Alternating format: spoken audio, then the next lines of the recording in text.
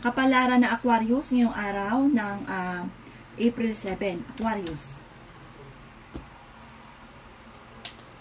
Sinasabi po dito ng ating tarot card Aquarius na humanda ang mga nanay at mga single dahil maaaring kayo ay magbuntis. Sabi rin po dito, may manghihingi ng tulong na hindi mapapahindian. May okasyon na paparating sa inyo. Sinasabi rin po dito na kayo daw po ay wag daw po madumi ang isipan kasi minsan may mga naiisip ka hindi naman tunay. Parang nagbibigay ka ng parang dumudumi lang po yung inyong isipan. Sinasabi rin po dito na may problema kang pinagdadaanan tungkol sa buhay, pag-ibig at pera. Maging balance sa lahat ng bagay at huwag laging tamang hinala. Kaya naman daw po umiwas sa tukso ng inyong karelasyon kung gugustuhin. Parang dumadaan kayo sa pagsubok sa inyong karelasyon. Kayo daw po huwag makakalimot magdasal, gawing permanente ang pagdadasal.